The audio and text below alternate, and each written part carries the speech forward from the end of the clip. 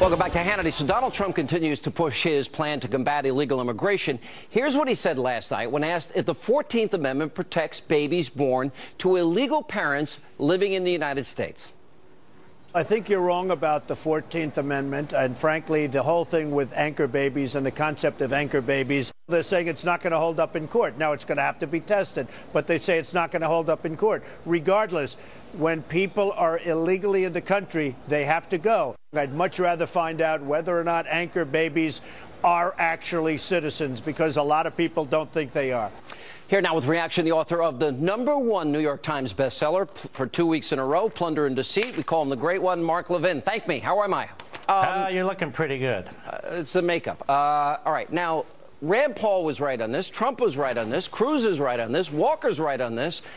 You mentioned on your radio program yesterday, and I think this is important. I think it's worth putting up. A Republican Senator Jacob Howard of Michigan, while they were debating the 14th Amendment, he's the author of the clause, every person born within the limits of the United States and subject to their jurisdiction is by virtue of natural law and national law a citizen of the U.S. This will not, of course, include persons born in the United States who are foreigners, aliens who belong to the families of ambassadors or foreign ministers accredited to the government of the United States, but will include every other class of persons. It settled, and as you pointed out, it settles the great question of citizenship and removes all doubt as to what this clause meant. Why are so many people getting this wrong? Because they're result-oriented, because they want to insist the Constitution says what it doesn't say. Moreover, the Supreme Court has never ruled that the children of illegal aliens are American citizens. So the Supreme Court has never ruled it. Even if they did, it would be wrong. The clause speaks for itself.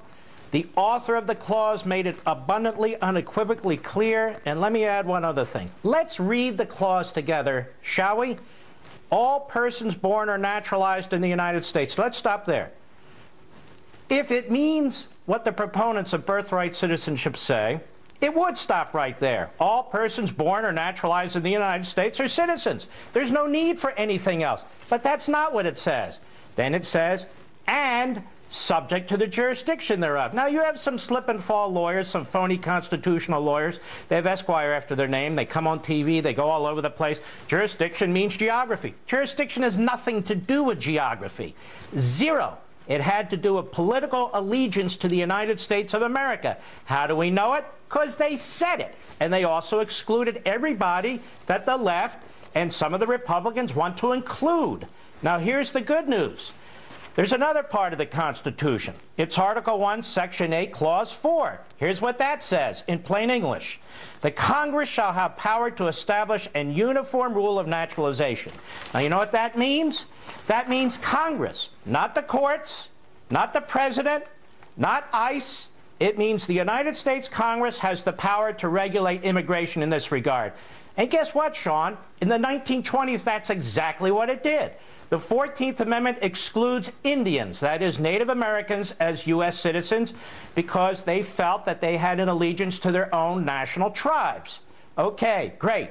And I believe it was in 1923, Congress reversed course and said, you know what, under the 14th Amendment and under this Article 1, we've decided to grant citizenship, national citizenship, this is to all Native Americans. Because you're talking about... It could not be clearer.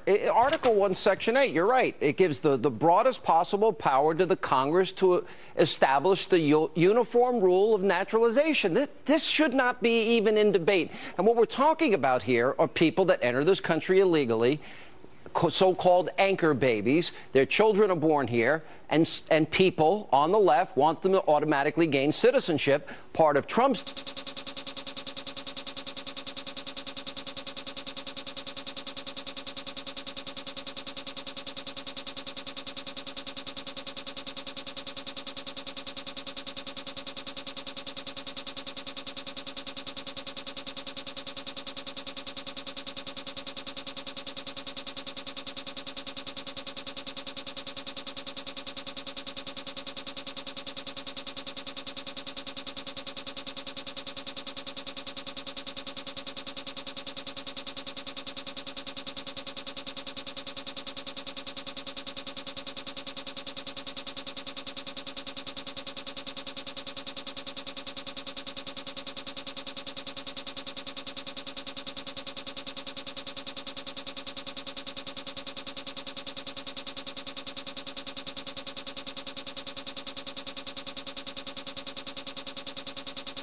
emphasize,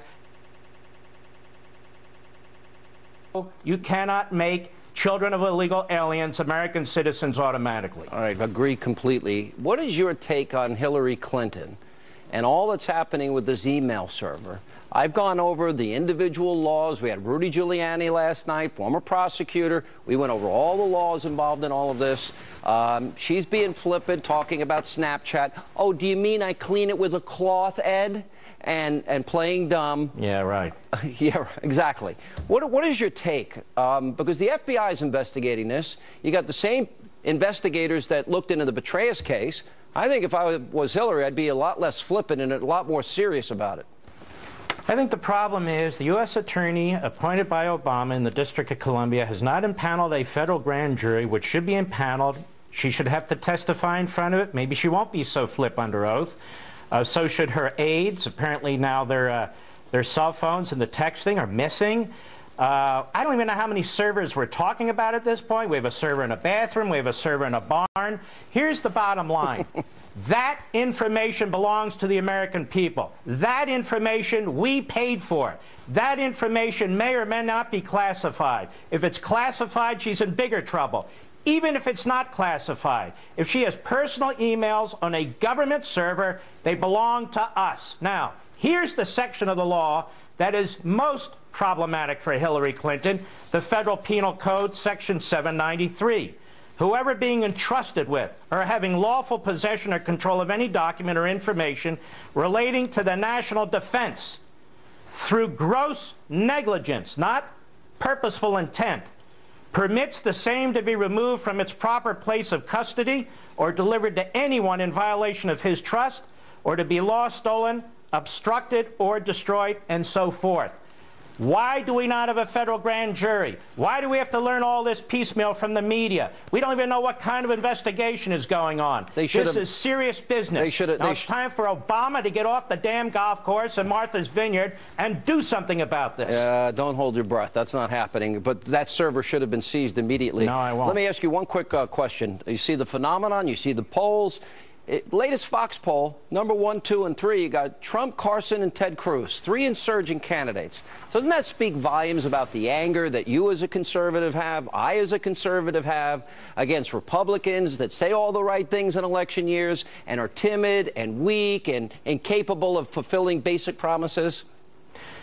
It says that the heart and core of the Republican Party, Reagan conservatives, constitutional conservatives, are disgusted with a party that's lost its way and got majorities in the House and Senate by lying to us about defunding Obamacare, lying to us about immigration and so forth and so on.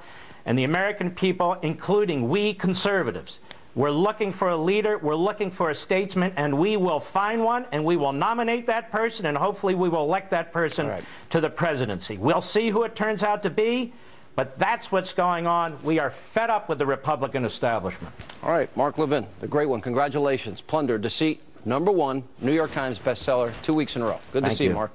Coming up, Donald Trump was in New Hampshire tonight. He spoke to reporters. We'll have the highlights, plus 2 Democratic lawmakers. They're trying to keep Trump's name off a hotel in D.C., claiming it's racist.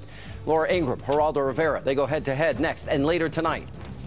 We get this whole phony movement that's just been turned into a political construct, Eric.